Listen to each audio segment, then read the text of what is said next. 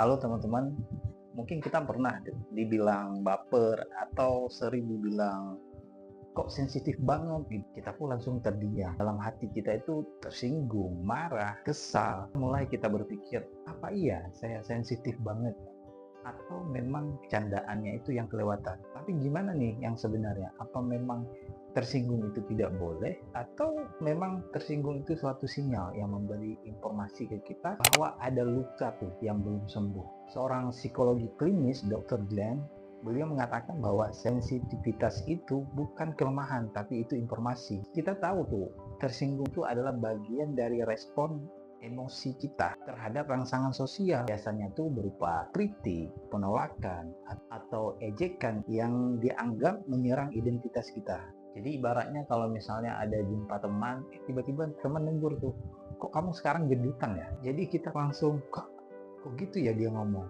Jadi yang sakit itu bukan cuma kata-katanya, tapi perasaan di mana kita itu dilihat sesuatu yang salah. Dan kita menganggap bahwa kita ini seseorang yang gagal dalam ekspektasinya. Nah, kita ini teman-teman gampang marah bukan karena kita lemah, tapi memang ada mekanisme psikologi dan sosial yang sedang aktif. Ini dia nih, 3 penyebab utamanya. Yang pertama, harga diri yang rapuh. Jadi orang kalau misalnya harga dirinya rapuh, kritik sekecil apapun dia dianggap adalah suatu serangan. Dia sangat waspada terhadap kritikan. Kalau kata sederhananya, kita itu terlihat percaya diri dari luarnya aja, tapi begitu ada sedikit aja komentar, langsung deh terasa kita diserang atau terancam. Kan kita ini diam-diam jadi dendam. Kedua, karena luka lama yang belum sembuh. Trauma yang masa lalu itu, terutama berkaitan dengan penolakan sosial, itu bisa nantinya membuat kita sangat rentan terhadap kata-kata atau situasi tertentu. Pemicunya bukan soal apa yang dikatakan orang, tapi kita teringat dengan kata-kata yang hampir sama dengan kata di masa lalu. Ketika kita misalnya dibilang lemah, jadi kata-kata lemah itu bukan saat ini yang teringat kita, tapi kata-kata saat kita diremehkan di masa lalu yang menjadi luka sampai saat ini. Yang ketiga, budaya sosial dan polarisasi. Kita hidup tuh memperkuat opini kita sendiri. Tapi begitu ada perbedaan pendapat dari orang lain, kita merasa bahwa kita sedang diserang atau sedang dilawan atau sedang diancam.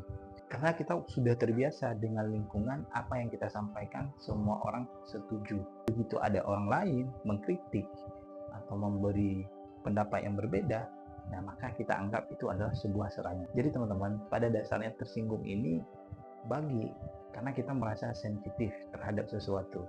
Artinya kita peka. Tetapi apabila ini berlebihan, tentu ini akan merugikan diri kita sendiri. Nah, karena kita nantinya tidak bisa lagi belajar untuk menerima kritikan dari orang lain. Kemudian kita kewalahan membangun hubungan yang sehat kalau kita orangnya cepat tersinggung. Yang ketiga, kita kurang siap menghadapi dunia yang keras ini. Ada studi teman-teman tahun 2021 dari American Psychological Association. Di sana menyebutkan orang yang tidak bisa mengelola rasa tersinggungnya, nah ini akan rentan terjadi gejala kecemasan yang berlebihan. Dan dia juga rusak dalam membangun relasi. Kalau semua hal kita bikin sakit hati, maka tentunya kita akan hidup dalam metode bertahan. Dan perlahan karena kita nggak sanggup, akhirnya kita menarik diri tuh.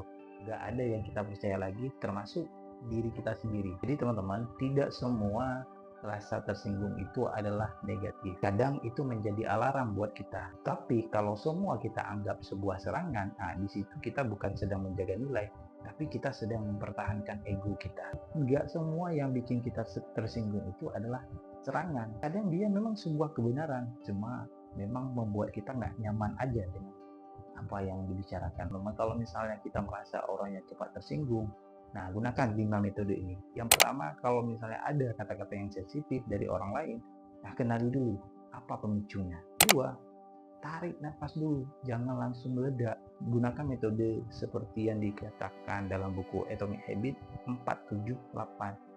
4 kita tarik, 7 kita tahan, kemudian 8 kita lepaskan. Yang ketiga, uji realitasnya. Coba dipikirkan, apakah itu benar-benar suatu serangan buat kita atau cuma bercandaan belaka. Yang keempat, bangun identitas diri itu yang kokoh. Jadi jangan mau kita itu butuh validasi orang lain. Jadi kita dengan diri kita sendiri aja sudah cukup pengakuan itu. Jangan cari validasi ke orang lain. Terakhir, terbuka untuk kritik. kita nggak perlu kuat setiap hari. Cuma kita juga nggak bisa tumbuh kalau kita andalkan itu dengan rasa tersinggung atau cepat marah. Jadi pada akhirnya teman-teman, mudah tersinggung ini bukan berarti kita itu lemah. Itu bisa jadi kita ada luka di masa lalu yang belum sembuh. Tapi ketika teman-teman itu bisa menyadari, nah berarti ada langkah nantinya untuk kita pulihkan luka tersebut. Ketika kita menerima kritik, bisa jadi itu adalah jalan kita untuk tumbuh lebih baik. Jadi pertanyaannya, apakah kita mau terluka terus? Atau mau belajar menerima dan memperkuat diri kita? Oke, nanti di komen ya. Dan jangan lupa di like, di share, dan di subscribe.